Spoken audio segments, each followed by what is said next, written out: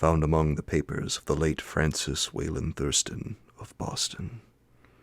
Chapter 1, The Horror in Clay. The most merciful thing in the world, I think, is the inability of the human mind to correlate all its contents. We live on a placid island of ignorance in the midst of black seas of infinity, and it was not meant that we should voyage far. The sciences, each straining in its own direction, have hitherto harmed us little, but someday the piecing together of dissociated knowledge will open up such terrifying vistas of reality and of our frightful position therein, that we shall either go mad from the revelation or flee from the deadly light into the peace and safety of a new dark age. Theosophists have guessed at the awesome grandeur of cosmic cycles, wherein our world and human race form transient incidents.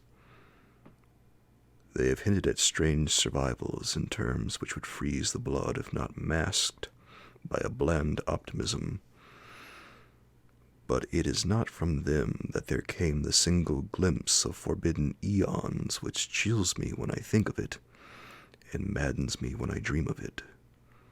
That glimpse, like all dread glimpses of truth, flashed out from an accidental piecing together of separated things. In this case, an old newspaper item and the notes of a dead professor. I hope that no one else will accomplish this piecing out. Certainly, if I live, I shall never knowingly supply a link in so hideous a chain.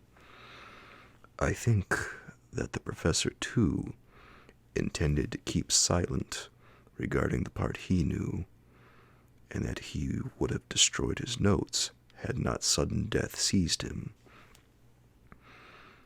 My knowledge of the thing began in the winter of 1926 through 27, with the death of my granduncle, George Gamel Angell, Professor Emeritus of Semitic Languages in Brown University, Providence, Rhode Island. Professor Angell was widely known as an authority on ancient inscriptions, and had frequently been resorted to by the heads of prominent museums, so that his passing at the age of 92 may be recalled by many. Locally, interest was intensified by the obscurity of the cause of death. The professor had been stricken whilst returning from the Newport boat, falling suddenly, as witnesses said, after having been jostled by a nautical-looking man who had come from one of the queer dark courts on the precipitous hillside, which formed a shortcut from the waterfront to the deceased's home in William Street. Physicians were unable to find any visible disorder, but concluded, after perplexed debate, that some obscure lesion of the heart, induced by the brisk ascent of so steep a hill by so elderly a man, was responsible for the end. At the time I saw no reason to dissent from this dictum, but latterly I am inclined to wonder, and more than wonder. As my granduncle's heir and executor, for he died a childless widower, I was expected to go over his papers with some thoroughness, and for that purpose moved his entire set of files and boxes to my quarters in Boston. Much of the material which I correlated will be later published by the American Archaeological Society. But there was one box which I found exceedingly puzzling, and which I felt much averse from showing to other eyes. It had been locked, and I did not find the key till it occurred to me to examine the personal ring which the professor carried always in his pocket. Then, indeed, I succeeded in opening it. But when I did, so seemed only to be confronted by a greater and more closely locked barrier. For what could be the meaning of the queer clay bas-relief and the disjointed jottings, ramblings, and cuttings which I found? Had my uncle, in his latter years, become credulous of the most superficial impostures? I resolved to search out the eccentric sculpture responsible for this apparent disturbance of an old man's peace of mind. The bas-relief was a rough rectangle, less than an inch thick, and about 5 by 6 inches in area, obviously of modern origin. Its designs, however, were far from modern in atmosphere and suggestion, for although the vagaries of cubism and futurism are many and wild, they do not often reproduce that cryptic regularity which lurks in prehistoric writing. And writing of some kind the bulk of these designs certainly seemed to be, though my memory, despite much familiarity with the papers and collections of my uncle, failed in any way to identify this particular species, or even hint at its remotest affiliations.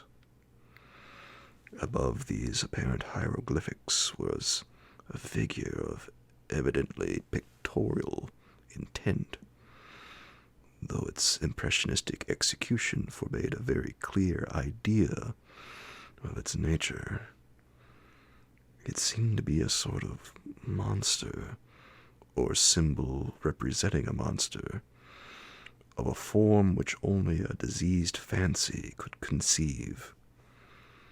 If I say that my somewhat extravagant imagination yielded simultaneous pictures of an octopus, a dragon, and a human caricature, I shall not be unfaithful to the spirit of the thing. A pulpy, tentacled head surmounted a grotesque and scaly body with rudimentary wings, but it was the general outline of the whole which made it most shockingly frightful. Behind the figure was a vague suggestion of a cyclopean architectural background.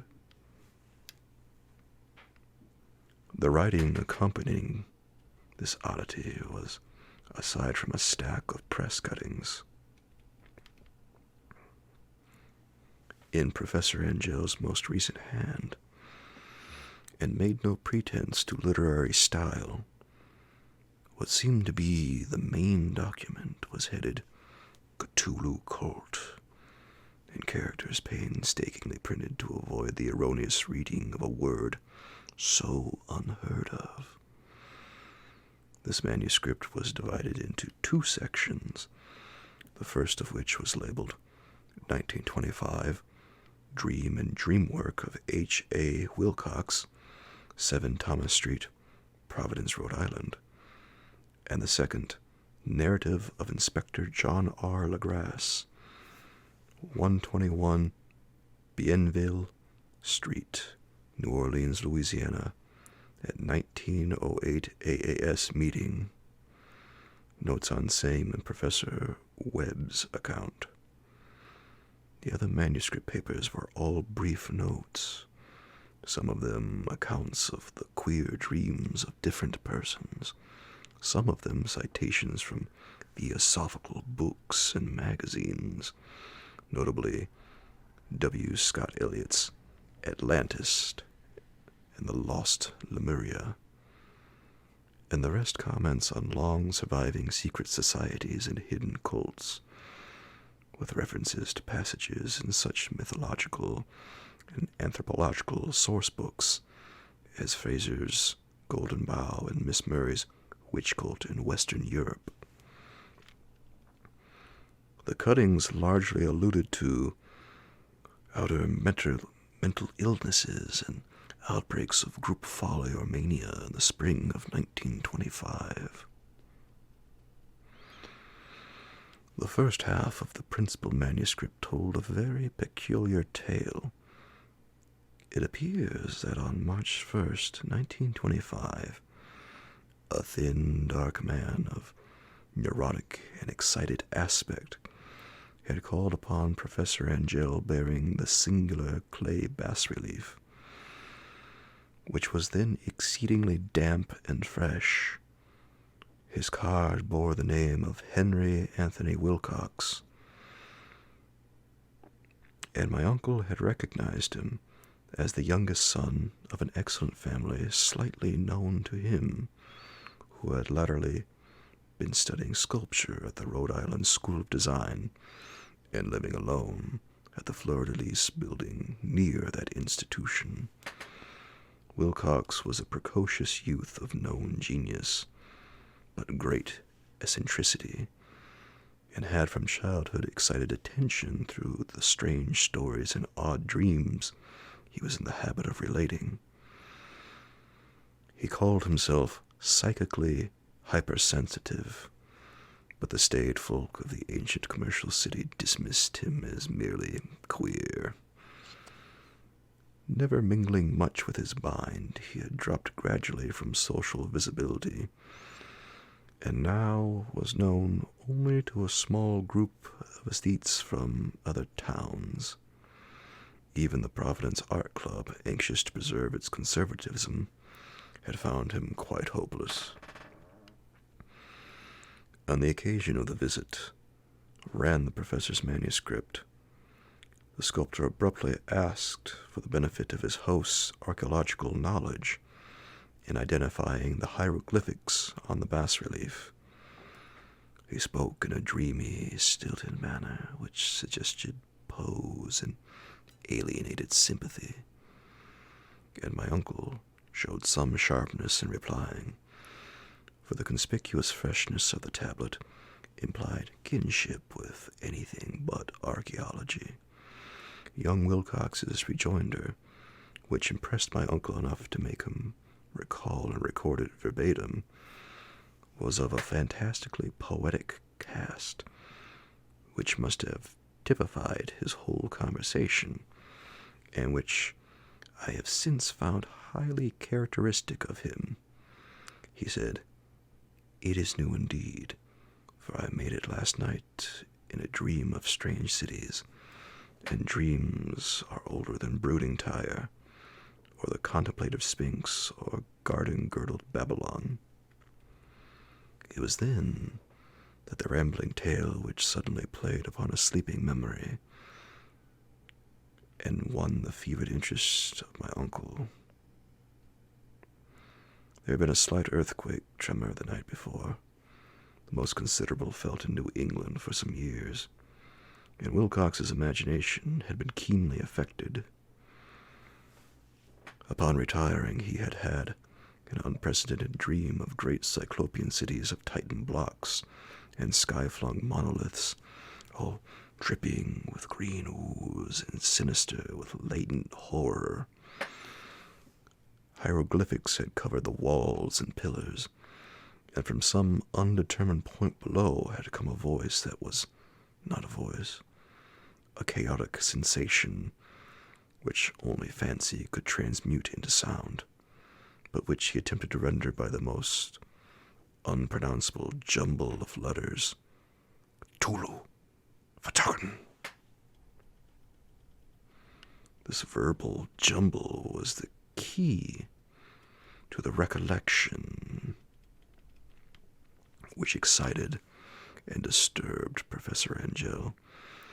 He questioned the sculptor with scientific minuteness, and studied with almost frantic intensity the bas-relief on which the youth had found himself working, chilled and clad only in his night-clothes, when waking had stolen bewilderingly over him. My uncle blamed his old age, Wilcox afterwards said, for his slowness in recognizing both hieroglyphics and pictorial design. Many of his questions seemed highly out of place to his visitor, especially those which tried to connect the latter with strange cults or societies, and Wilcox could not understand the repeated promises of silence which he was offered in exchange for an admission of membership in some widespread mystical or paganly religious body. When Professor Angell became convinced that the sculptor was indeed ignorant of any cult or system of cryptic lore, he besieged his visitor with demands for future reports of dreams. This bore regular fruit, for after the first interview, the manuscript records include daily calls of the young man, during which he related startling fragments of nocturnal imagery, whose burden was always some terrible cyclopean vista of dark and dripping stone, with a subterranean voice or intelligence shouting monotonously in enigmatical sense impacts uninscribable save as gibberish. The two sounds most frequently repeated are those rendered by the letters Cthulhu and Rilech.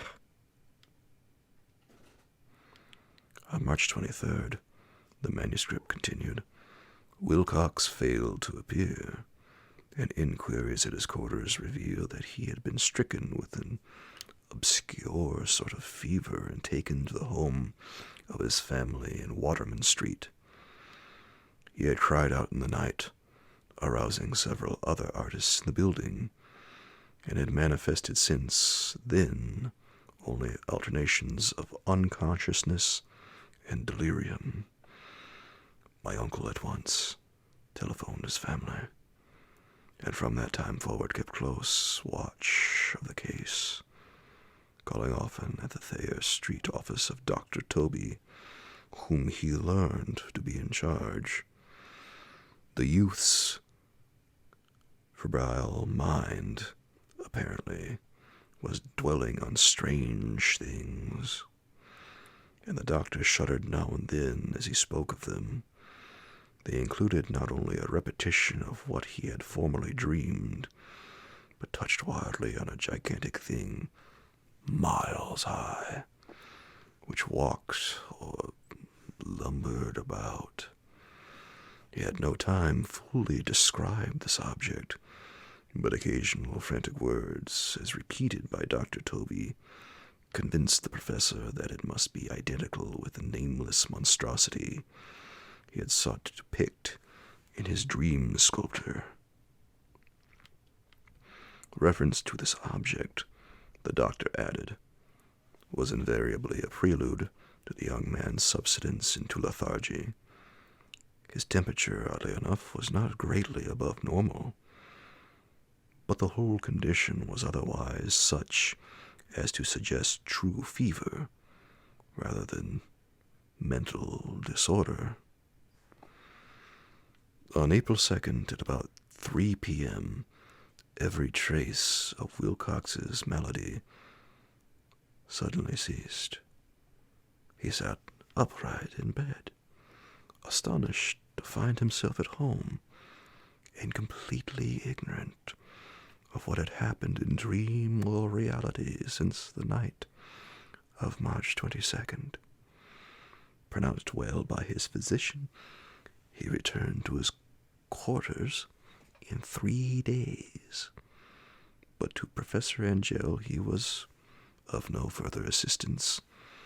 All traces of strange dreaming had vanished with his recovery, and my uncle kept no record of his night thoughts after a week of pointless and irrelevant accounts of thoroughly usual visions. Here, the first part of the manuscript ended, but references to certain of the scattered notes gave me much material for thought. So much, in fact, that only the ingrained skepticism then forming my philosophy can account for my continued distrust of the artist. The notes in question were those descriptive of the dreams of various persons covering the same period as that in which young Wilcox had had his strange visitations. My uncle, it seems, had quickly instituted a prodigiously far-flung body of inquiries amongst nearly all the friends whom he could question without impertinence, asking for nightly reports of their dreams and the dates of any notable visions for some time past.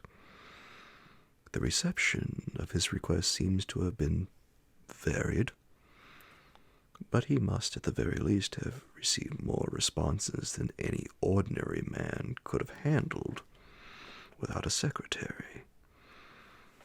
The original correspondence was not preserved, but his notes formed a thorough and really significant digest. Average people in society and business, New England's traditional salt of the earth, gave an almost completely negative result. Those scattered cases of uneasy but formless nocturnal impressions appear here and there, always between March 23rd and April 2nd, the period of young Wilcox's delirium. Scientific men were little more affected, though 4 cases of vague descriptions suggest fugitive glimpses of strange landscapes, and in one case there is mentioned a dread of something abnormal. It was from the artists and poets that the pertinent answers came, and I know that panic would have broken loose had they been able to compare notes.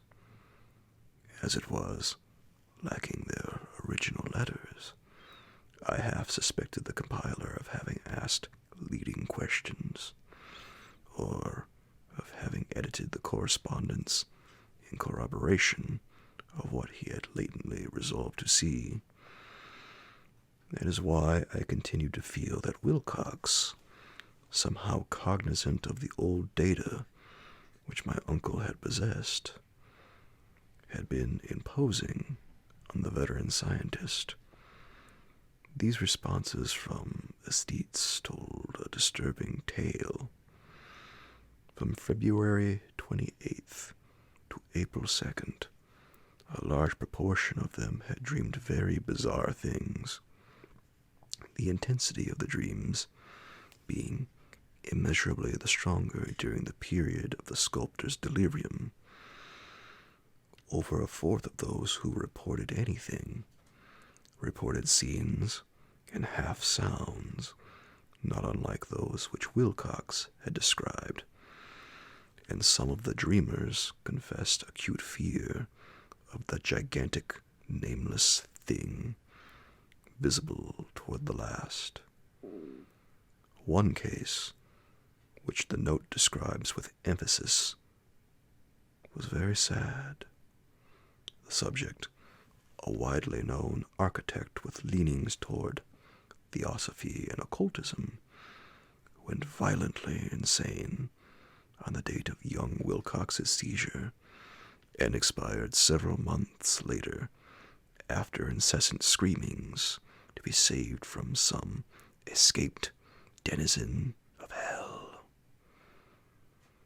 Had my uncle referred to these cases by name instead of merely by number, I should have attempted some corroboration and personal investigation. But as it was, I succeeded in tracing down only a few. All of these, however, bore out the notes in full. I have often wondered if all the objects of the professor's questioning felt as puzzled as did this fraction. It is well that no explanation shall ever reach them.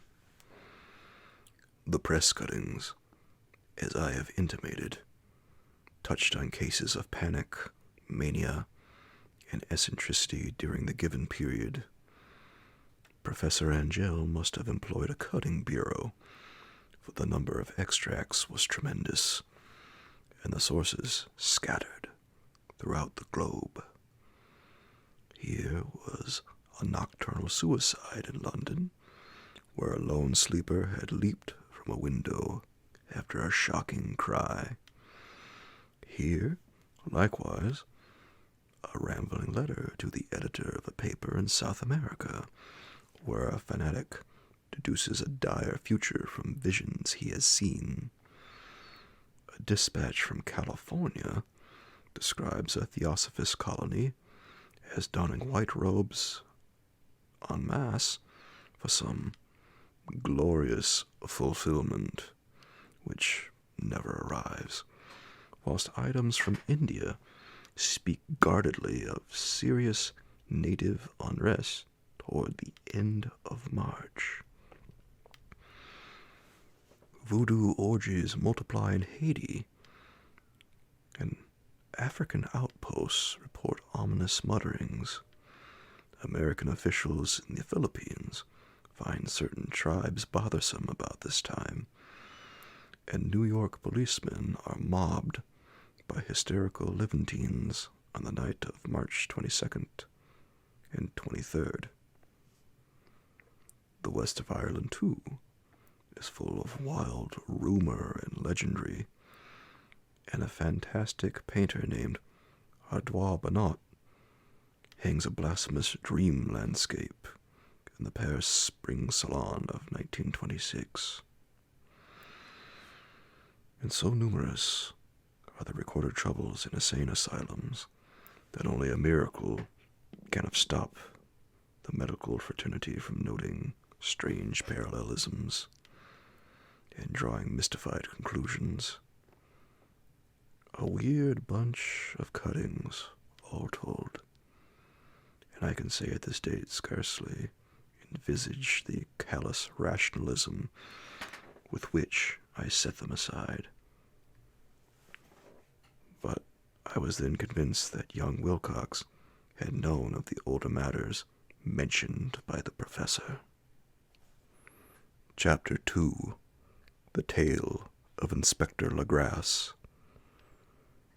The older matters, which had made the sculptor's dream and bas-relief so significant to my uncle, formed the subject of the second half of his long manuscript.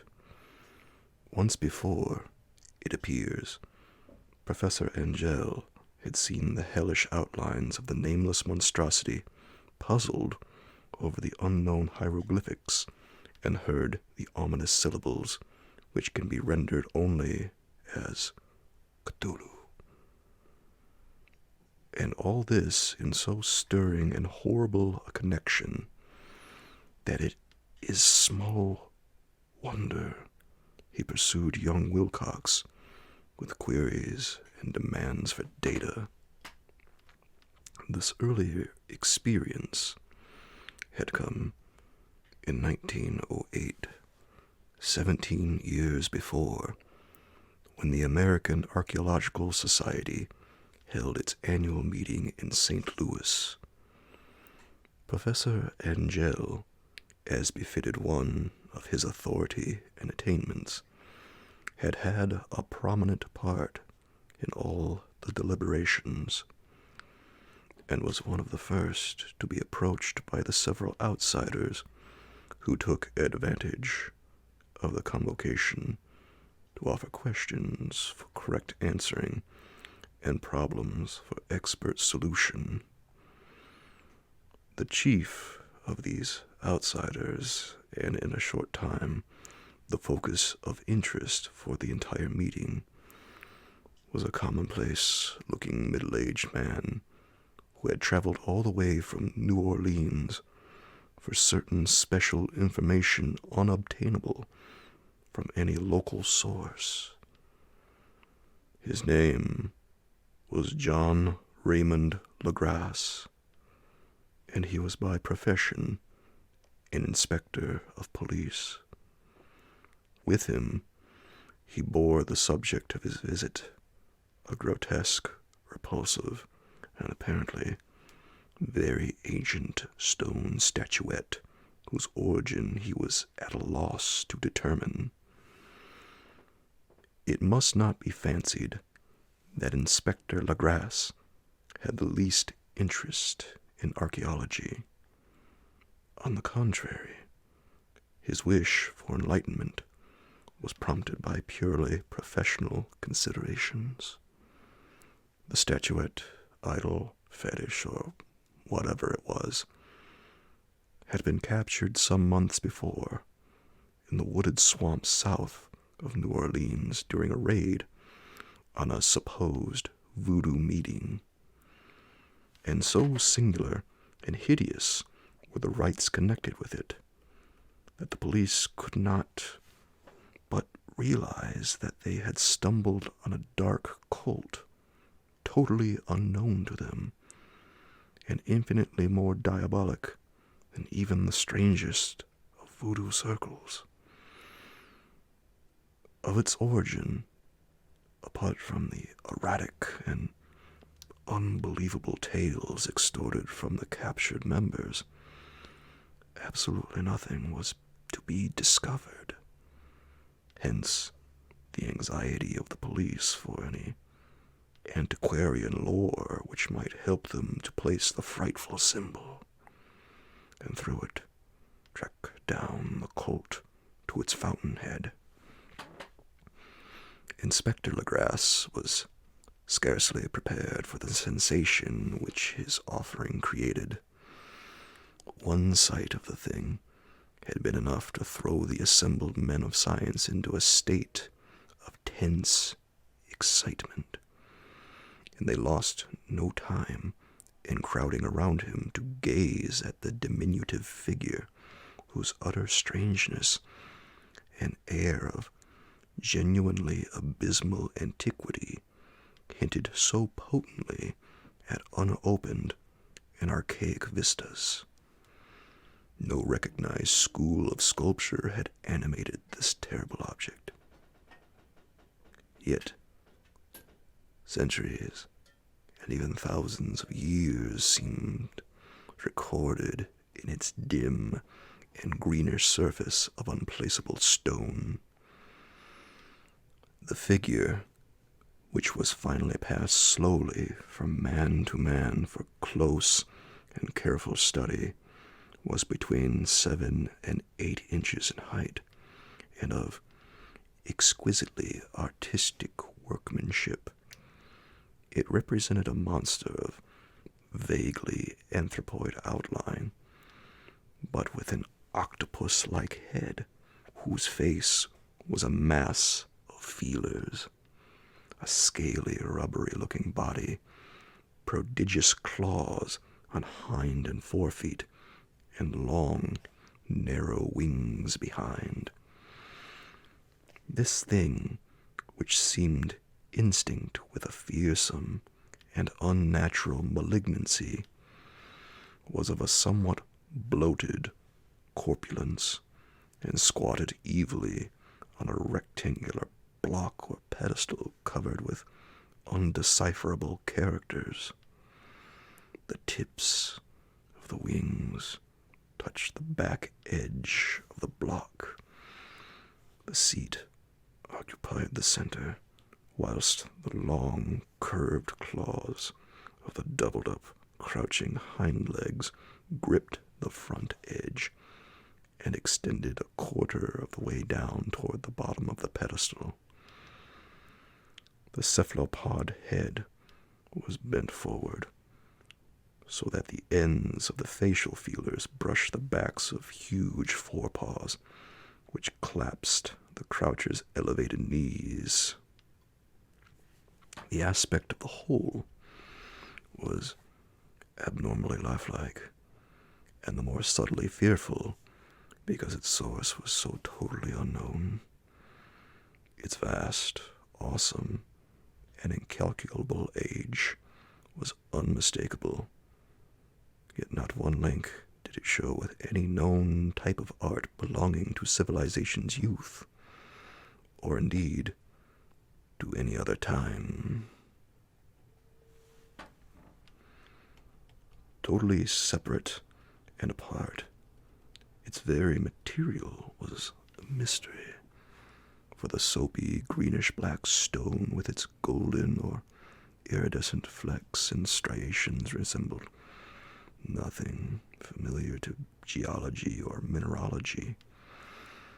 The characters along the base were equally baffling, and no member present, despite a representation of half the world's expert learning in this field, could form the least notion of even their remotest linguistic kinship. They, like the subject material, belonged to something horribly remote and distinct from mankind as we know it.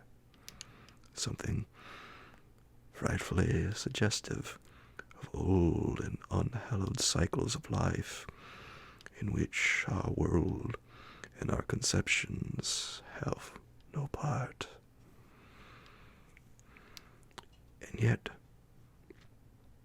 as the members severally shook their heads and confessed defeat at the inspector's problem, there was one man in that gathering who suspected a touch of bizarre familiarity in the monstrous shape and writing, and who presently told with some diffidence of the odd trifle he knew.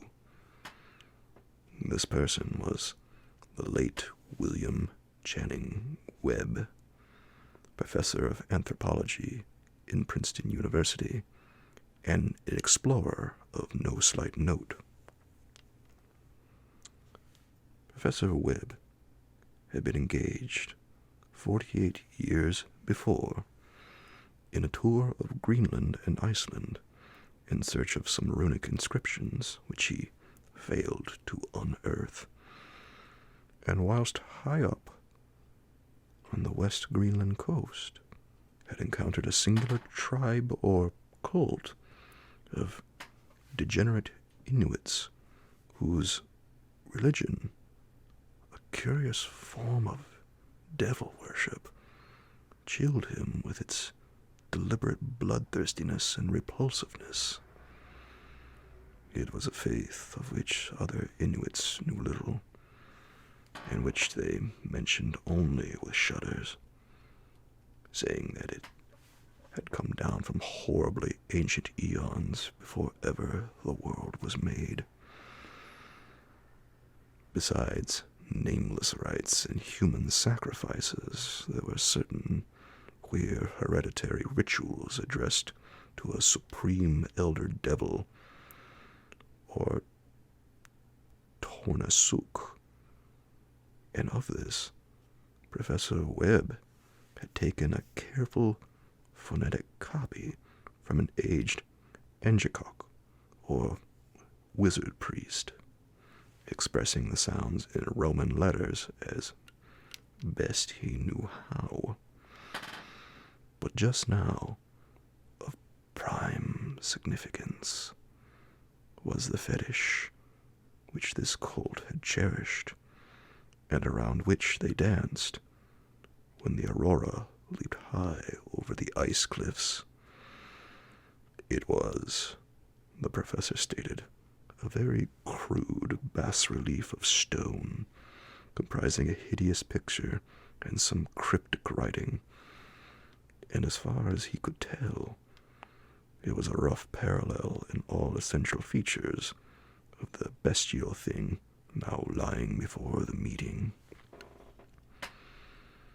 These data, received with suspense and astonishment by the assembled members, proved doubly exciting to Inspector Legrasse, and he began at once to ply his informant with questions. Having noted and copied an oral ritual among the swamp cult worshippers his men had arrested, he besought the professor to remember as best he might the syllables taken down amongst the the diabolist Inuits. There then followed an exhaustive comparison of details, and a moment of really awed silence when both detective and scientist agreed on the virtual identity of the phrase common to two hellish rituals so many worlds of distance apart.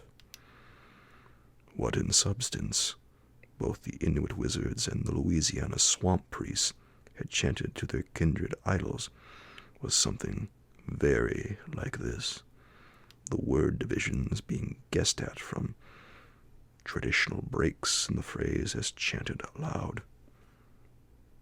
Finglach, Minkwaf, Cthulhu Rilach, Wagnachel, Fatagan. Legrasse had 1 point in advance of Professor Webb, for several among his prisoners had repeated to him what older celebrants had told them the words meant. This text, as given, ran something like this. In his house at Ryle, dead Cthulhu waits dreaming. And now, in response to a general urgent demand, Inspector Legrasse related as fully as possible his experience with the swamp worshippers, telling a story to which I could see my uncle attached profound significance. It savored of the wildest dreams of mythmaker and theosophist, and disclosed an astonishing degree of cosmic imagination among such folk as might be least expected to possess it. On November 1st, 1907, there had come to New Orleans police a frantic summons from the swamp and lagoon country to the south. The squatters there, good-natured descendants of Lafitte's men, were in the grip of stark terror from an unknown thing which had stolen upon them in the night. It was voodoo, apparently, but voodoo of a more terrible sort than they had ever known, and some of their women and children had disappeared since the malevolent tom-tom had begun its incessant beating far within the black haunted woods where no dweller ventured. There were insane shouts and harrowing screams, soul-chilling chants, and dancing devil flames, and, the frightened messenger added, the people could stand it no more.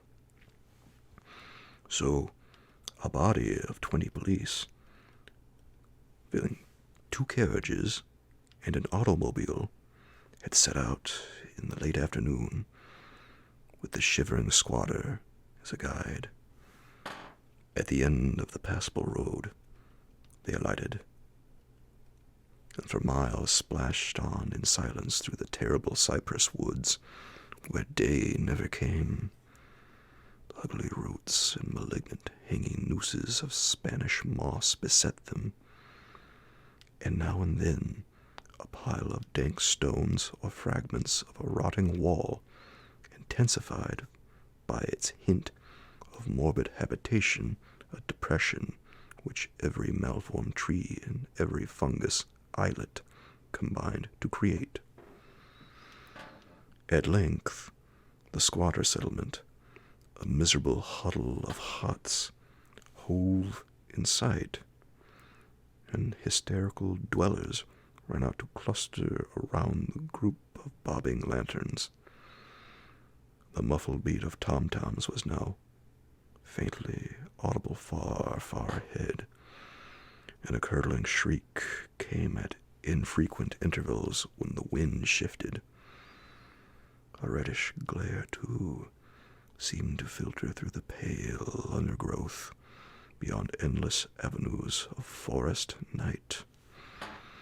Reluctant even to be left alone again, each one of the cowed squatters refused point blank to advance another inch toward the scene of unholy worship.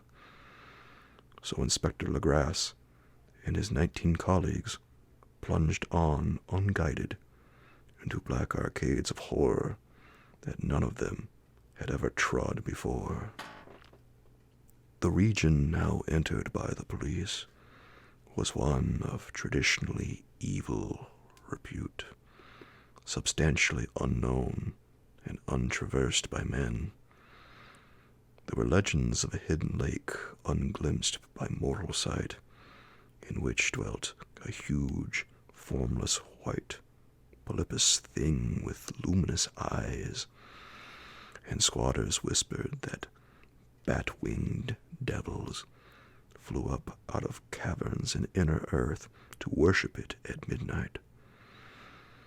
They said it had been there before d'Iberville, before La Salle, before the Indians, and before even the wholesome beasts and birds of the woods. It was nightmare itself, and to see it was to die. But it made men dream, and so they knew enough to keep away.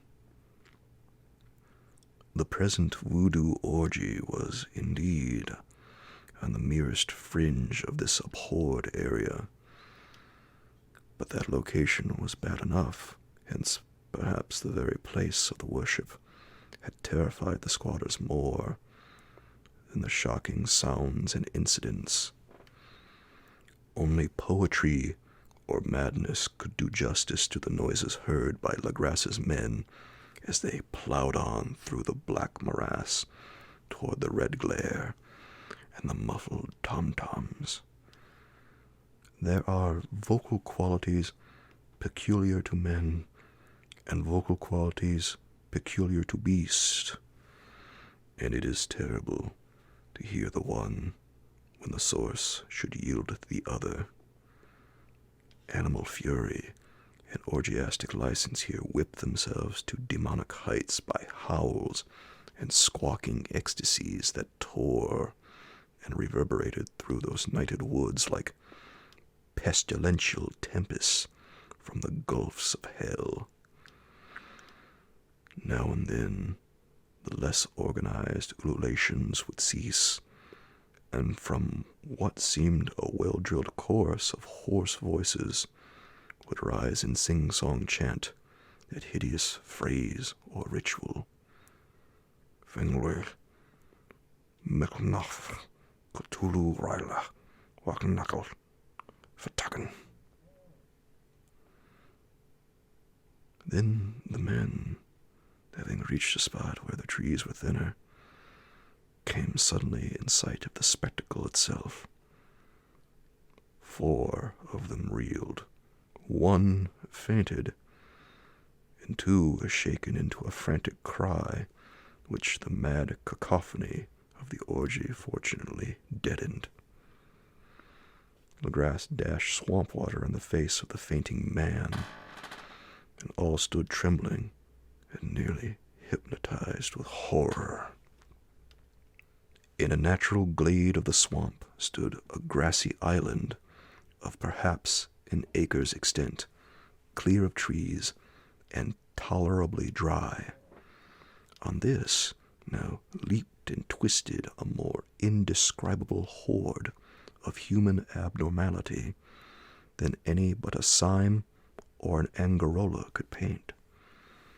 Void of clothing, this lot was braying, bellowing, and writhing about a monstrous ring-shaped bonfire, in the center of which, revealed by occasional rifts in the curtain of flame, stood a great granite monolith, some 8 feet in height, on top of which, incongruous in its diminutiveness, rested the noxious carven statuette.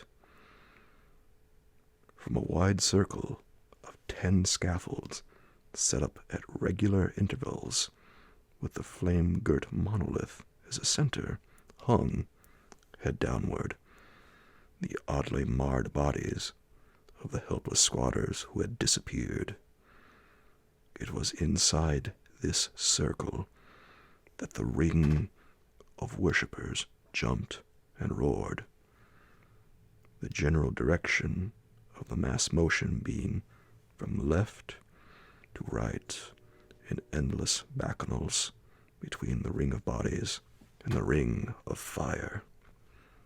It may have been only imagination, and it may have been only echoes which induced one of the men, an excitable Spaniard, to fancy he heard antiphonal responses to the ritual from some far and unillumined spot deeper within the wood of ancient legendry and horror. This man, Joseph D. Galvez, I later met and questioned, and he proved distractingly imaginative.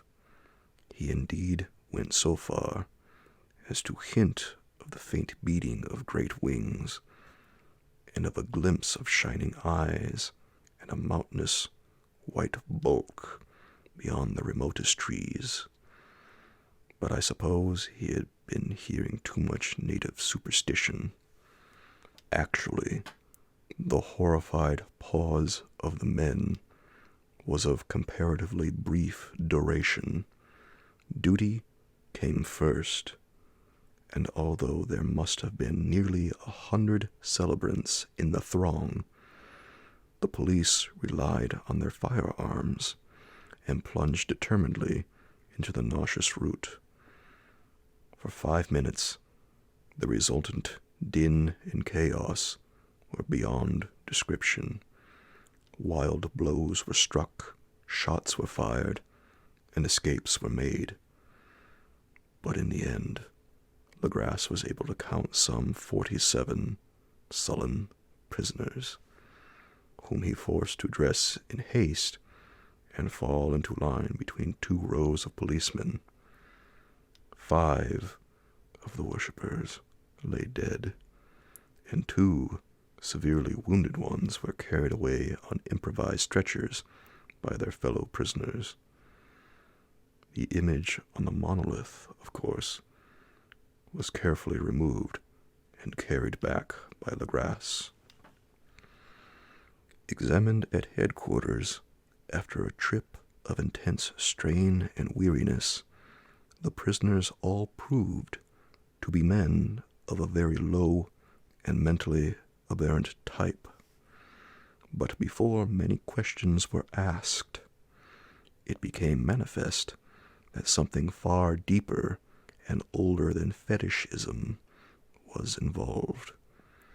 Degraded and ignorant as they were, they held with surprising consistency to the central idea of their loathsome faith. They worshipped, so they said, the great old ones, who lived ages before there were any men, and who came to the young world out of the sky. Those old ones were gone now, inside the earth and under the sea. But their dead bodies had told their secrets in dreams to the first man, who formed a cult which had never died. This was that cult. And the prisoner said it had always existed and always would exist, hidden in distant wastes and dark places all over the world, until the time when the great priest Cthulhu, from his dark house in the mighty city of R'lyeh, under the waters, should rise and bring the earth again beneath his sway. Someday he would call, when the stars were ready, and the secret cult would always be waiting to liberate him. Meanwhile, no more must be told.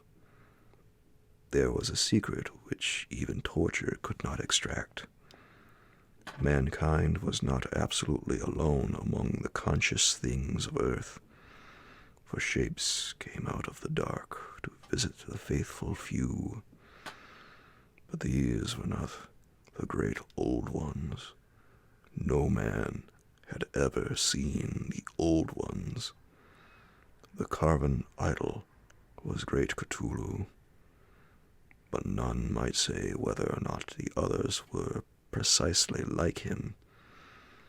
No one could read the old writing now, but things were told by word of mouth. The chanted ritual was not the secret. That was never spoken aloud, only whispered. The chant meant only this: in his house at R'lyeh, dead Cthulhu waits dreaming. Only 2 of the prisoners were found sane enough to be hanged, and the rest were committed to various institutions. All denied a part in the ritual murders and averred that the killing had been done by black-winged ones which had come to them from their immemorial meeting place in the haunted wood. But of those mysterious allies, no coherent account could ever be gained. What the police did extract came mainly from an immensely aged mestizo named Castro, who claimed to have sailed to strange ports and talked with undying leaders of the cult in the mountains of China. Old Castro remembered bits of hideous legend that paled the speculations of theosophists and made man and the world seem recent and transient indeed. There had been eons when other things ruled on the earth, and they had great cities. Remains of them, he said the deathless Chinese had told him, were still to be found as cyclopean stones on islands in the Pacific.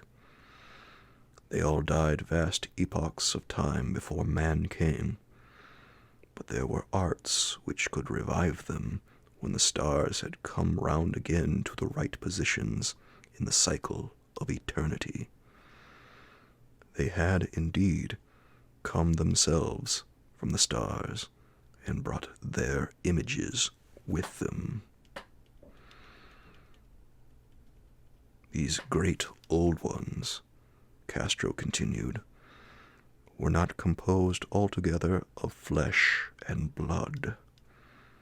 They had shape, for did not this star-fashioned image prove it?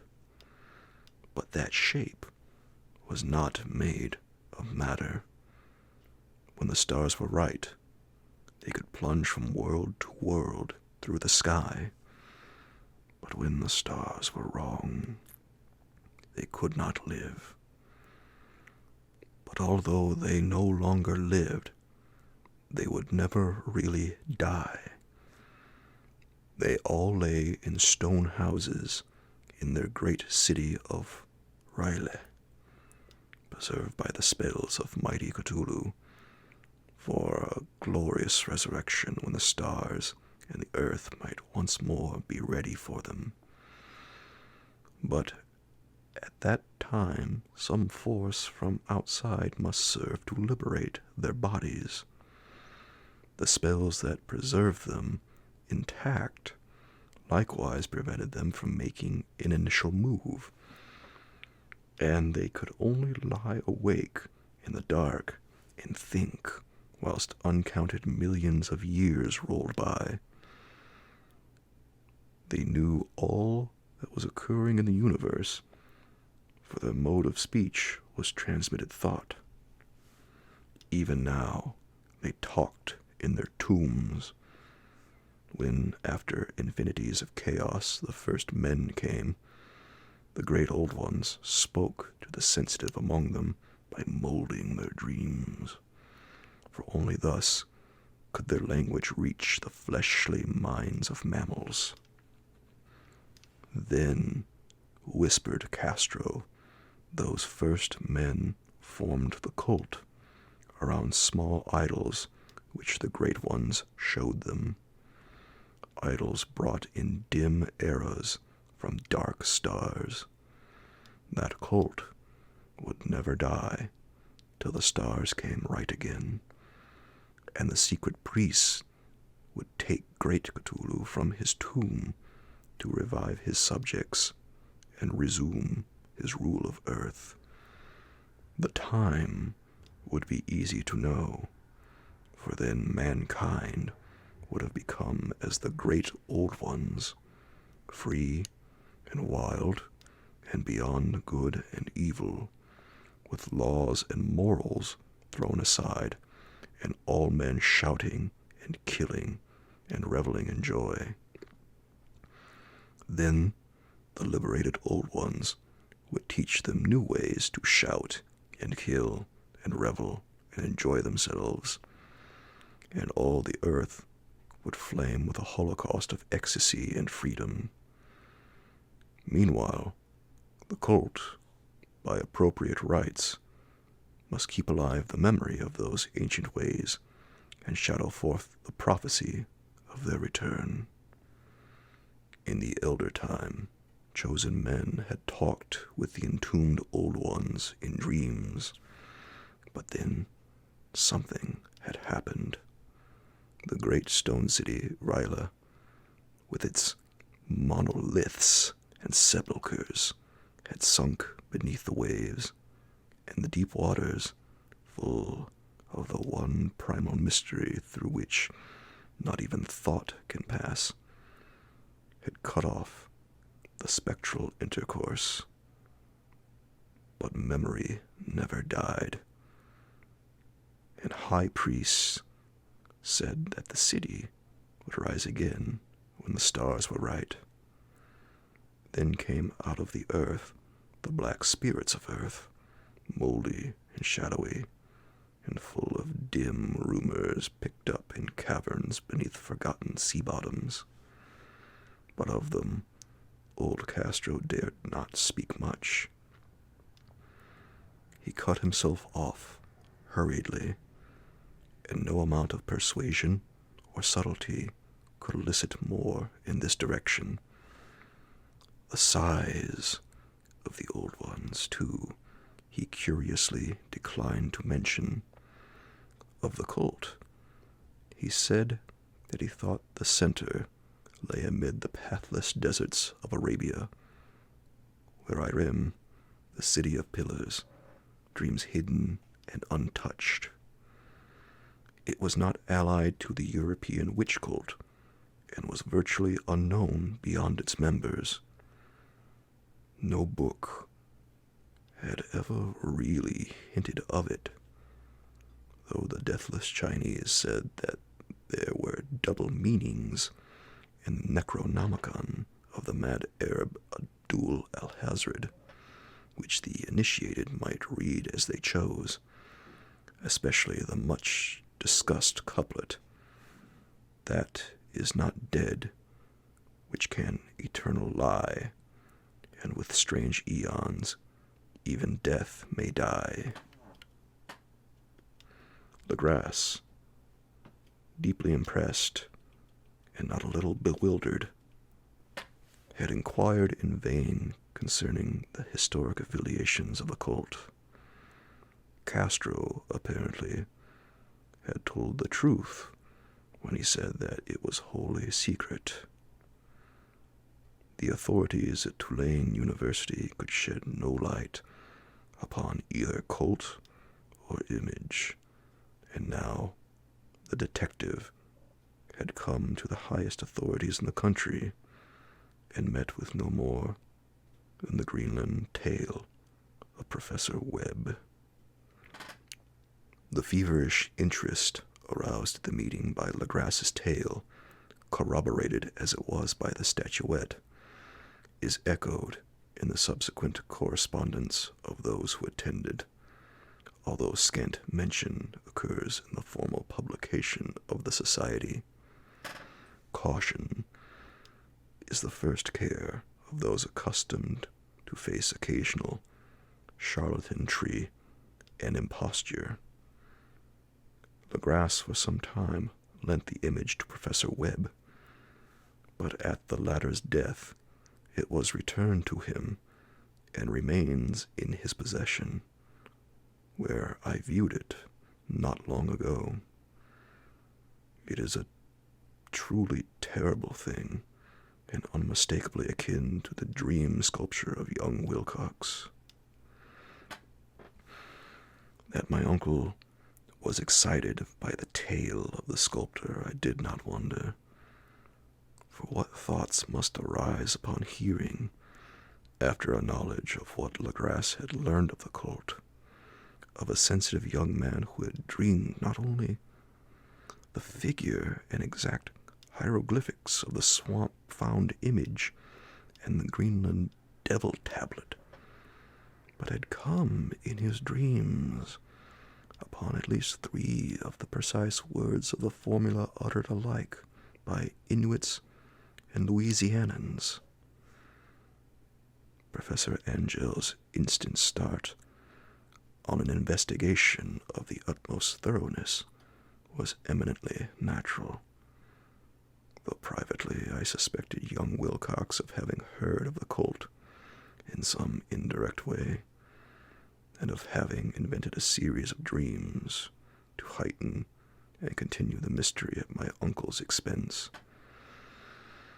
The dream narratives and cuttings collected by the professor were, of course, strong corroboration, but the rationalism of my mind and the extravagance of the whole subject led me to adopt what I thought the most sensible conclusions.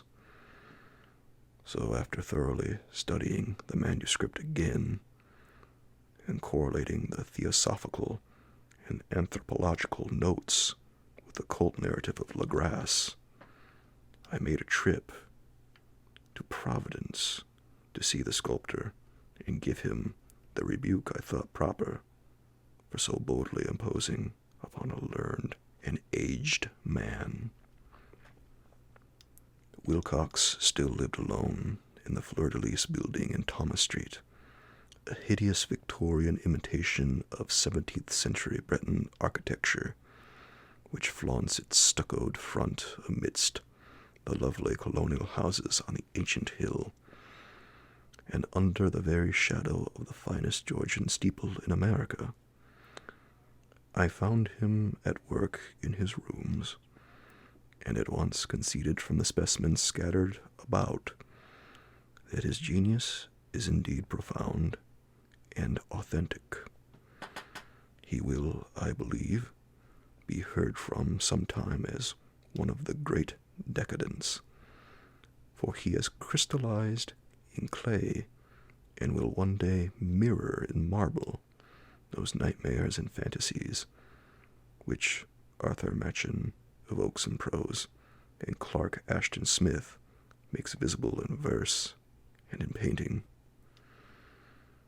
Dark, frail, and somewhat unkempt in aspect, he turned languidly at my knock and asked me my business without rising. When I told him who I was, he displayed some interest, for my uncle had excited his curiosity in probing his strange dreams, yet had never explained the reason for the study. I did not enlarge his knowledge in this regard, but sought with some subtlety to draw him out. In a short time, I became convinced of his absolute sincerity, for he spoke of the dreams in a manner none could mistake. They, and their subconscious residuum, had influenced his art profoundly. And he showed me a morbid statue whose contours almost made me shake with the potency of its black suggestion. He could not recall having seen the original of this thing, except in his own dream bas-relief, but the outlines had formed themselves insensibly under his hands.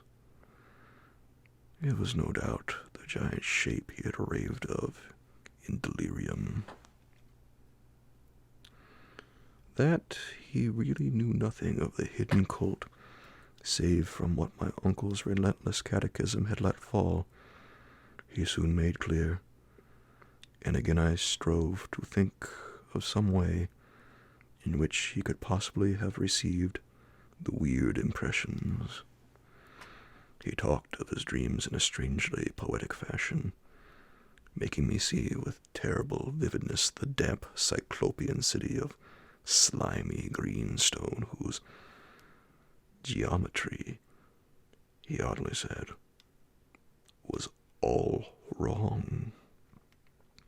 And here, with frightened expectancy, the ceaseless, half-mental calling from underground, Cthulhu, Vertagen, Cthulhu, Vertagen.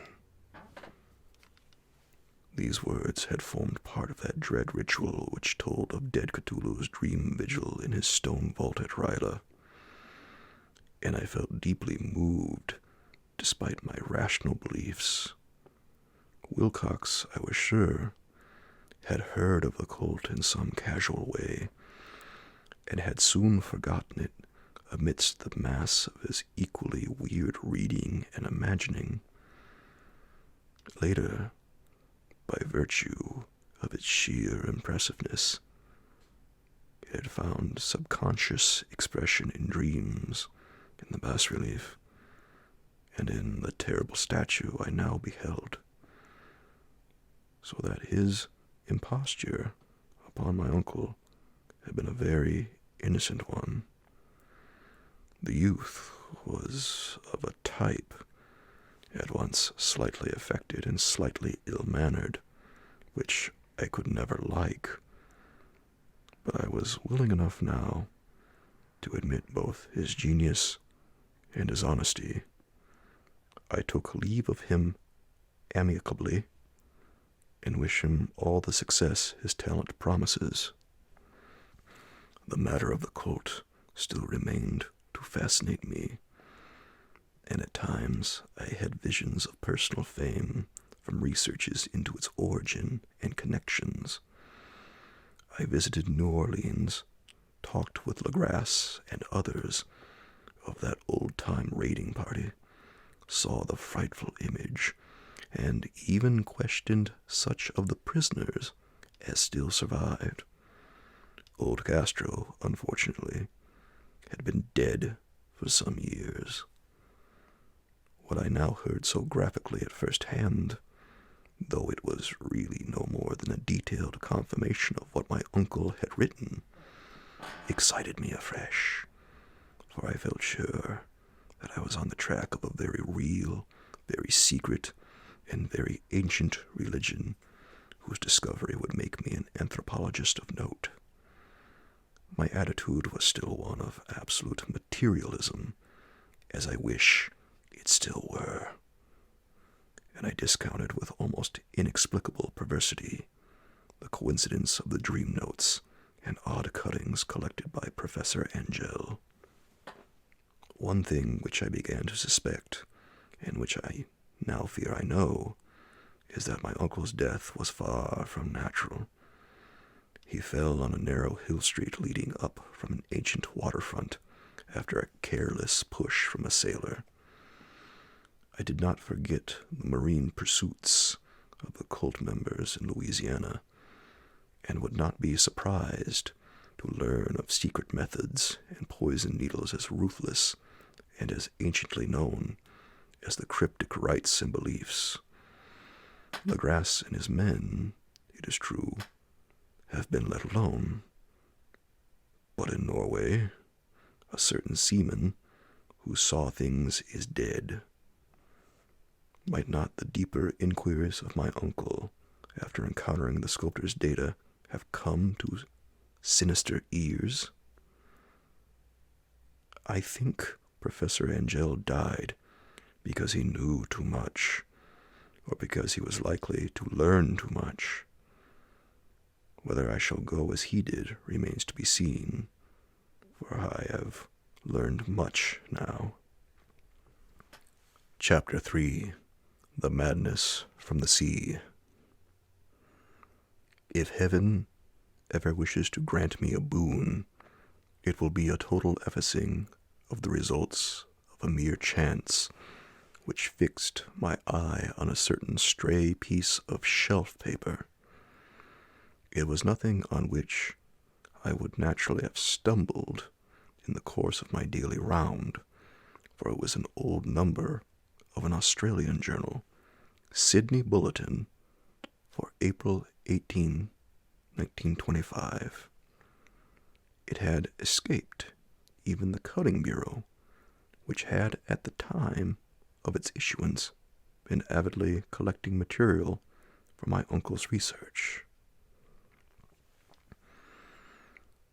I had largely given over my inquiries into what Professor Angell called the Cthulhu cult, and was visiting a learned friend of Paterson, New Jersey, the curator of a local museum and a mineralogist of note.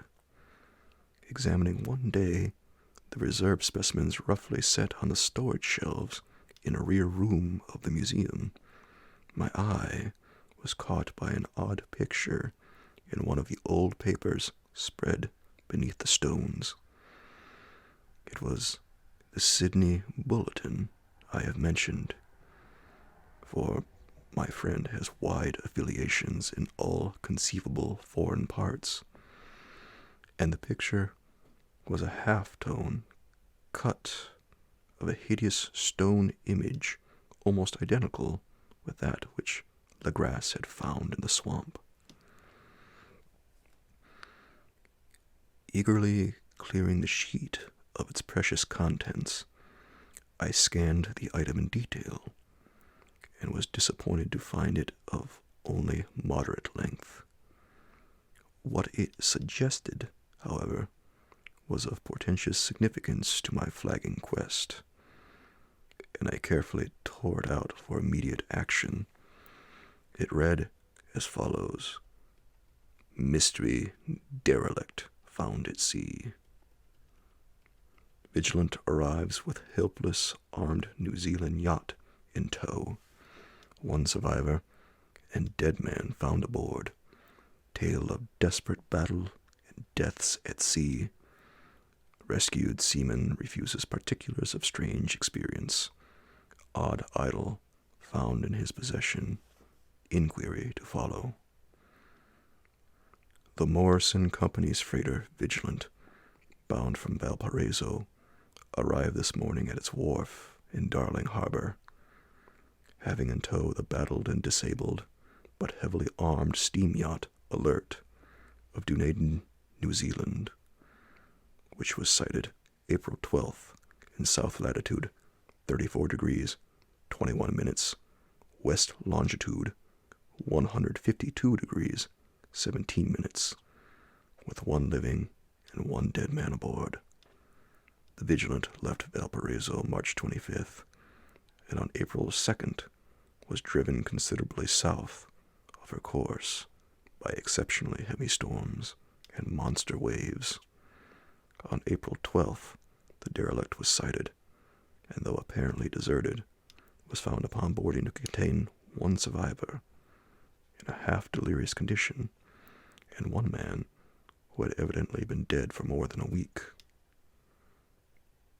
The living man was clutching a horrible stone idol of unknown origin, about a foot in height, regarding whose nature authorities at Sydney University, the Royal Society, and the Museum in College Street all profess complete bafflement, and which the survivor says he found in the cabin of the yacht in a small carved shrine of common pattern.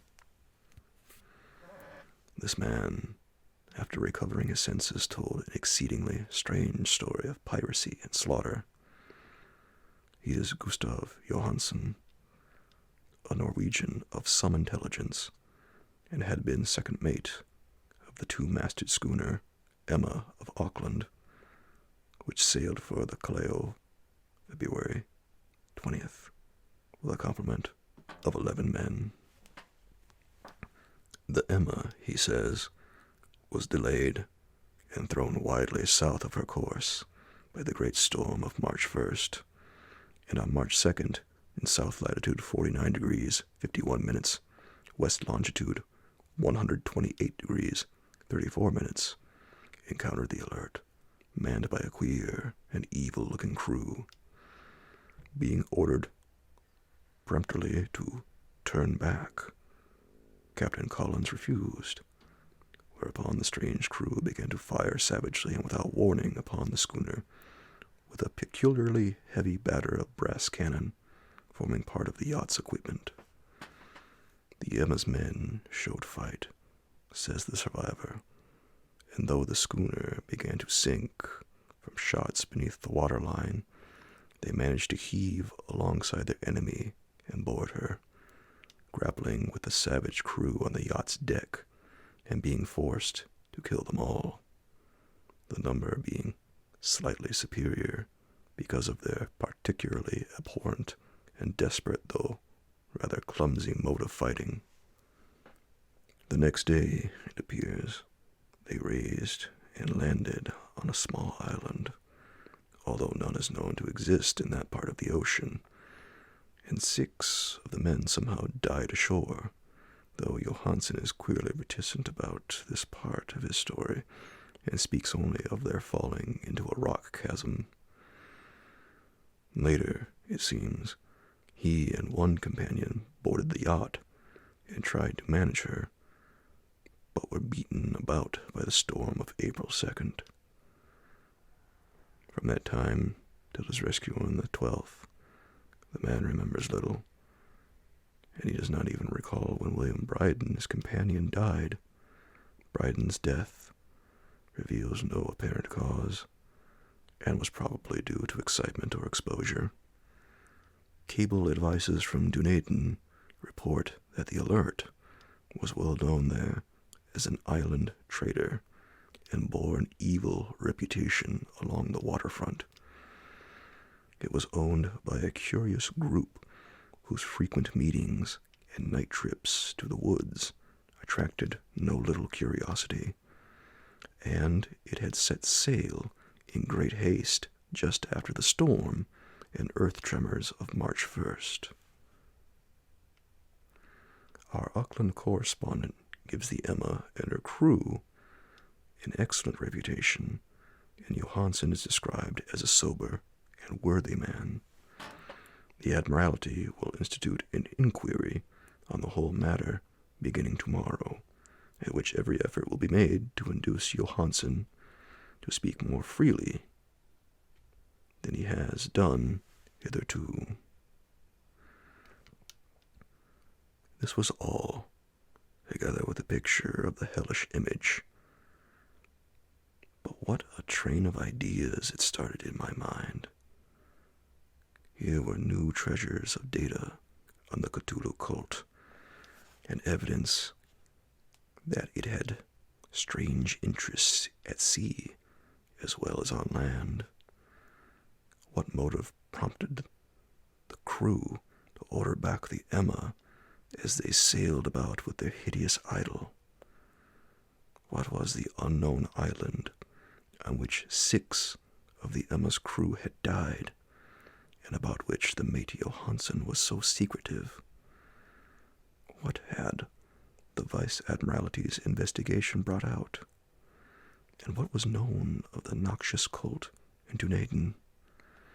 And most marvelous of all, what deep and more than natural linkage of dates was this which gave a malign and now undeniable significance to the various turns of events so carefully noted by my uncle. March 1st, hour, February 28th, according to the international dateline, the earthquake and storm had come. From Dunedin, the Alert and her noisome crew had darted eagerly forth, as if imperiously summoned. And on the other side of the earth, poets and artists had begun to dream of a strange, dank, cyclopean city, whilst a young sculptor had molded in his sleep the form of the dreaded Cthulhu. March 23rd, the crew of the Emma landed on an unknown island and left 6 men dead. And on that date, the dreams of sensitive men assumed a heightened vividness and darkened with dread of a giant monster's malign pursuit, whilst an architect had gone mad and a sculptor had lapsed suddenly into delirium. And what of this storm of April 2nd, the date on which all dreams of the dank city ceased, and Wilcox emerged unharmed from the bondage of strange fever? What of all this, and of those hints of old Castro about the sunken, star-born old ones and their coming reign, their faithful cult, and their mastery of dreams? Was I tottering on the brink of cosmic horrors beyond man's power to bear?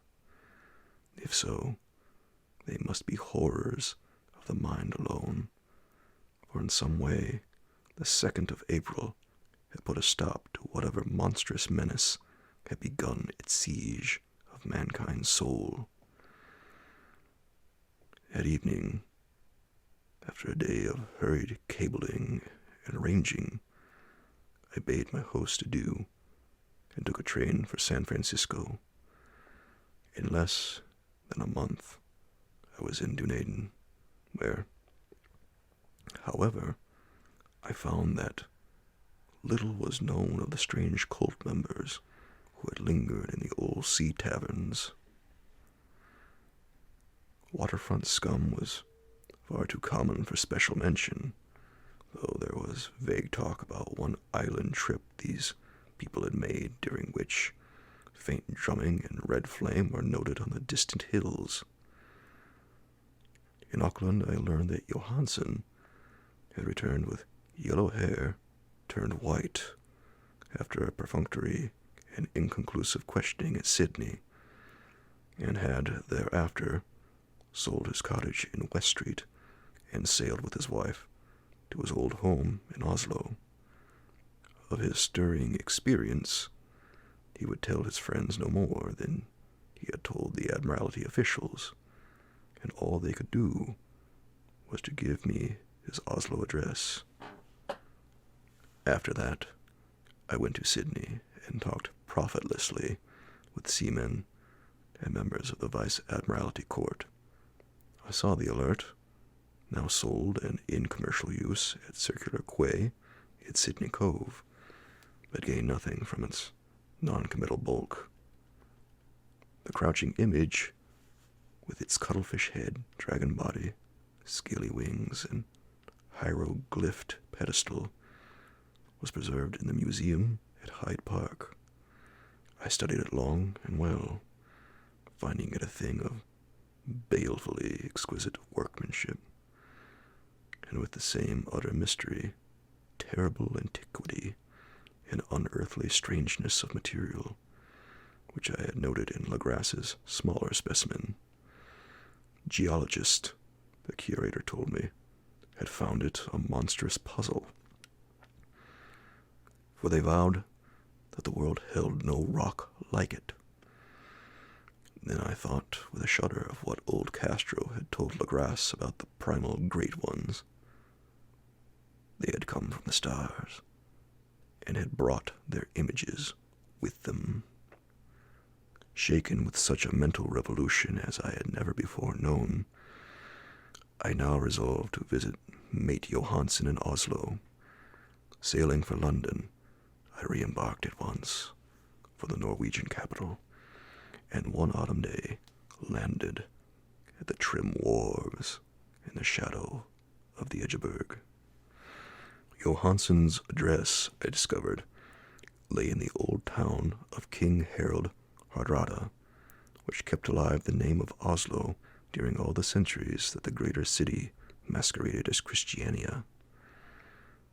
I made the brief trip by taxicab, and knocked with palpitant heart at the door of a neat and ancient building with plastered front. A sad-faced woman in black answered my summons, and I was stung with disappointment when she told me in halting English that Gustav Johansen was no more. He had not survived his return, said his wife, for the doings at sea in 1925 had broken him. He had told her no more than he had told the public, but had left a long manuscript of technical matters, he said, written in English, evidently in order to safeguard her from the peril of casual perusal.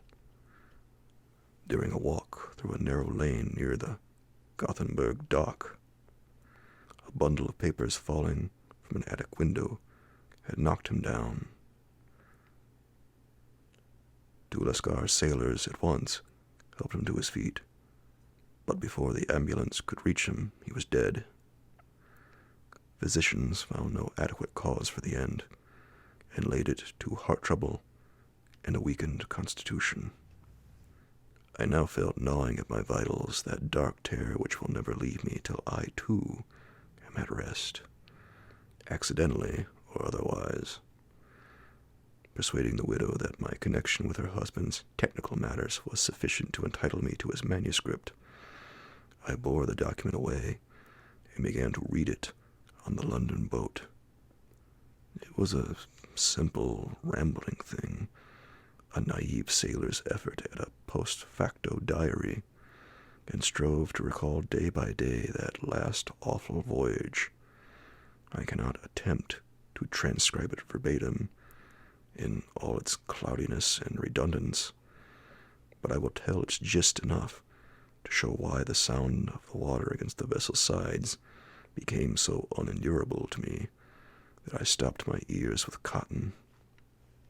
Johansen, thank God, did not know quite all, even though he saw the city and the thing. But I shall never sleep calmly again when I think of the horrors that lurk ceaselessly behind life, in time and in space, and of those unhallowed blasphemies from elder stars which dream beneath the sea, known and favored by a nightmare cult ready and eager to loose them on the world whenever another earthquake shall heave their monstrous stone city again to the sun and air. Johansen's voyage had begun just as he told it to the Vice Admiralty. The Emma and Ballast had cleared Auckland on February 20th, and had felt the full force of that earthquake-born tempest, which must have heaved up from the sea bottom the horrors that filled men's dreams. Once more under control, the ship was making good progress when held up by the Alert on March 22nd, and I could feel the mate's regret as he wrote of her bombardment and sinking. Of the swarthy cult fiends on the Alert, he speaks with significant horror. There was some peculiarly abominable quality about them which made their destruction seem almost a duty, and Johansen shows ingenious wonder at the charge of ruthlessness brought against his party during the proceedings of the Court of Inquiry, then driven ahead by curiosity in their captured yacht under Johansen's command. The men sight a great stone pillar sticking out of the sea, and in south latitude 47 degrees 9 minutes, west longitude 126 degrees 43 minutes, came upon a coastline of mingled mud, ooze, and weedy cyclopean masonry, which can be nothing less than the tangible substance of Earth's supreme terror, the nightmare corpse city of Ryle, that was built in measureless eons behind history by the vast, loathsome shapes that seeped down from the dark stars. There lay great Cthulhu and his hordes, hidden in green slimy vaults, and sending out at last, after cycles incalculable, the thoughts that spread fear to the dreams of the sensitive, and called imperiously to the faithful to come on a pilgrimage of liberation and restoration. All this Johansen did not suspect, but God knows he soon saw enough. I suppose that only a single mountain top, the hideous monolith-crowned citadel whereon great Cthulhu was buried, actually emerged from the waters. When I think of the extent of all that may be brooding down there, I almost wish to kill myself forthwith. Johansen and his men were awed by the cosmic majesty of this dripping Babylon of elder demons, and must have guessed without guidance that it was nothing of this or of any sane planet. Awe at the unbelievable size of the greenish stone blocks, at the dizzying height of the great carven monolith, and at the stupefying identity of the colossal statues and bas-reliefs with the queer image found in the shrine on the alert, is poignantly visible in every line of the mate's frightened description. Without knowing what futurism is like, Johansen achieved something very close to it when he spoke of the city. For instead of describing any definite structure or building, he dwells only on the broad impressions of vast angles and stone surfaces, surfaces too great to belong to anything right or proper for this earth, and impious with horrible images and hieroglyphs. I mention his talk about angles because it suggests something Wilcox had told me of his awful dreams. He had said that the geometry of the dream place he saw was abnormal, non-Euclidean, and loathsomely redolent of spheres and dimensions apart from ours. Now, an unlettered seaman felt the same thing whilst gazing at the terrible reality. Johansen and his men landed at a sloping mudbank on this monstrous acropolis and clambered slipperily up over Titan oozy blocks which could have been no mortal staircase. The very sun of heaven seemed distorted when viewed through the polarizing miasma welling out from this sea-soaked perversion, and twisted menace and suspense lurked leeringly in those crazily elusive angles of carven rock, where a second glance showed concavity after the first showed convexity. Something very like fright had come over all the explorers before anything more definite than rock and ooze and weed was seen. Each would have fled had he not feared the scorn of the others, and it was only half-heartedly that they searched, vainly as it proved, for some portable souvenir to bear away. It was Rodriguez, the Portuguese, who climbed up the foot of the monolith and shouted of what he had found. The rest followed him and looked curiously at the immense carved door with the now familiar squid dragon bas-relief. It was, Johansen said, like a great barn door, and they all felt it was a door because of the ornate lintel, threshold, and jambs about it, though they could not decide whether it lay flat like a trap door or slantwise like an outside cellar door. As Wilcox would have said, the geometry of the place was all wrong.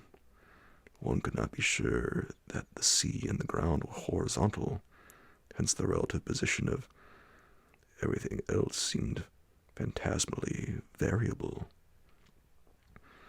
Bryden pushed at the stone in several places without result.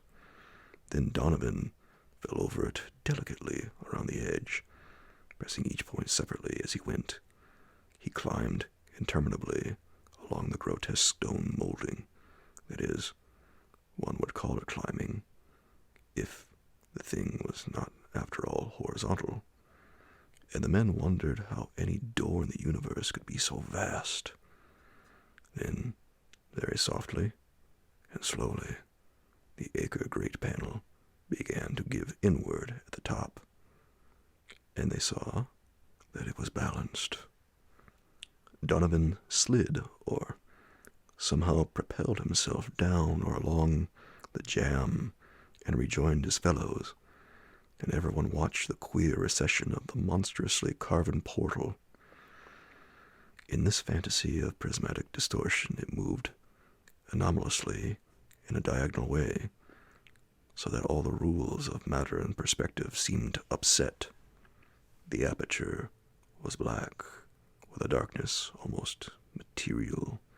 That tenebriousness was indeed a positive quality, for it obscured such parts of the inner walls as ought to have been revealed, and actually burst forth like smoke from its eon-long imprisonment, visibly darkening the sun as it slunk away into the shrunken and gibbous sky on flapping membranous wings.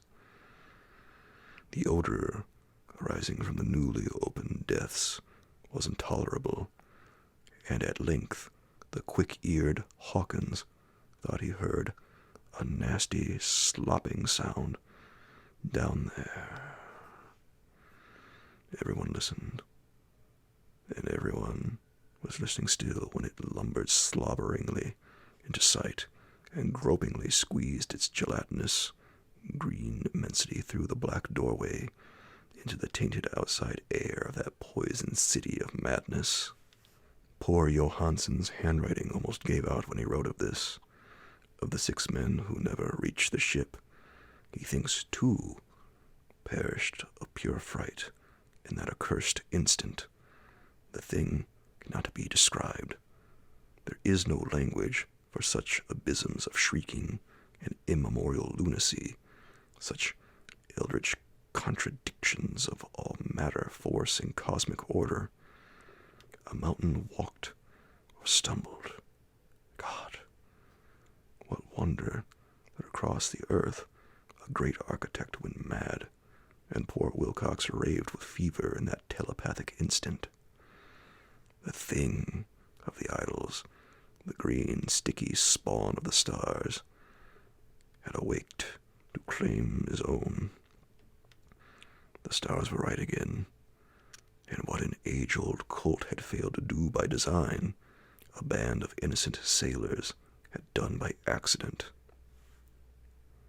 After vigintillions of years, great Cthulhu was loose again and ravening for delight. These men were swept up by the flabby claws before anybody turned.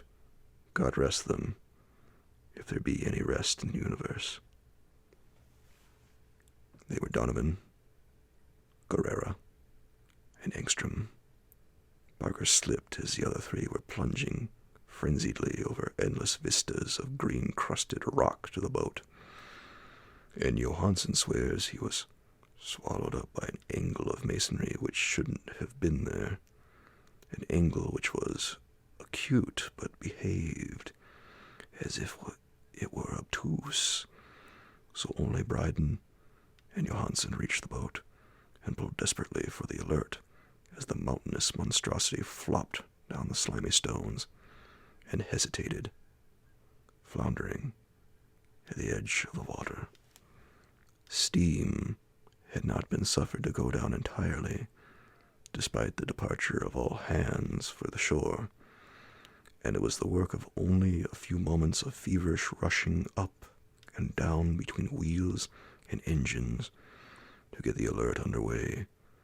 Slowly, amidst the distorted horrors of that indescribable scene, she began to churn the lethal waters, whilst on the masonry of that Jamal shore that was not of earth, the Titan thing from the stars slavered and gibbered like Polypheme cursing the fleeing ship of Odysseus.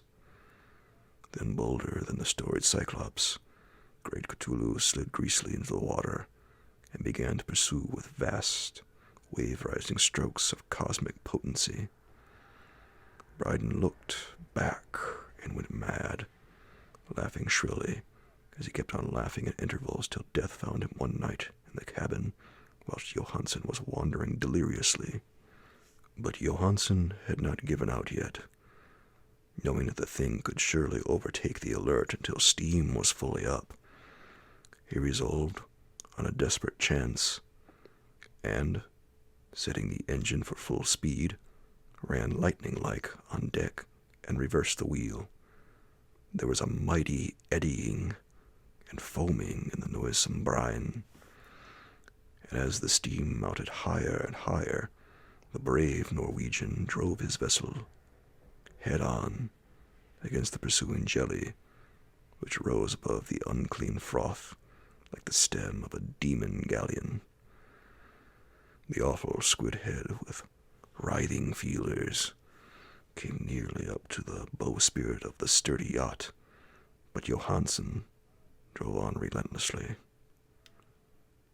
There was a bursting as of an exploding bladder, a slushy nastiness as of a cloven sunfish, a stench as of 1,000 opened graves, and a sound that the chronicler would not put on paper.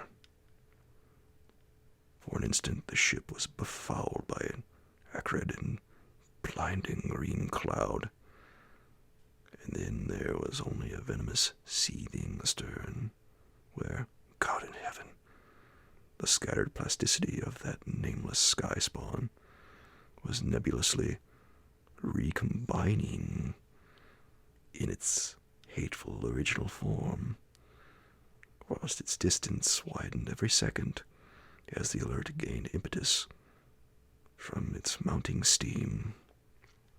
That was all. After that, Johansen only brooded over the idol in the cabin and attended to a few matters of food for himself and the laughing maniac by his side. He did not try to navigate after the first bold flight, for the reaction had taken something out of his soul. Then came the storm of April 2nd, and a gathering of the clouds about his consciousness. There is a sense of spectral whirling through liquid gulfs of infinity, of dizzying rides through reeling universes on a comet's tail, and of hysterical plunges from the pit to the moon, and from the moon back again to the pit, all livened by a cachinnating chorus of the distorted, hilarious elder gods and the green bat-winged mocking imps of Tartarus. Out of that dream came rescue, the Vigilant, the Vice Admiralty Court, the streets of Dunedin, and the long voyage back home to the old house by the Edgeberg. He could not tell. They would think him mad. He would write of what he knew before death came. But his wife must not guess. Death would be a boon, if only it could blot out the memories. That was the document I read, and now I have placed it in the tin box beside the bas-relief and the papers of Professor Angel. With it shall go this record of mine, this test of my own sanity, wherein is pieced together that which I hope may never be pieced together again. I have looked upon all that the universe has to hold of horror, and even the skies of spring and the flowers of summer must ever afterward be poison to me. But I do not think my life will be long. As my uncle went, as poor Johansen went, so I shall go. I know too much, and the cult still lives. Cthulhu still lives too, I suppose, again in that chasm of stone which has shielded him since the sun was young. His accursed city is sunken once more, for the Vigilant sailed over the spot after the April storm, but his ministers on earth still bellow and prance and slay around idol-capped monoliths in lonely places. He must have been trapped by the sinking whilst within his black abyss, or else the world would by now be screaming with fright and frenzy. Who knows the end? What has risen may sink, and what has sunk may rise. Loathsomeness waits, and dreams in the sleep, and decay spreads over the tottering cities of men. A time will come, but I must not and cannot think. Let me pray that if I do not survive this manuscript, my executors may put caution before audacity and see that it meets no other eye.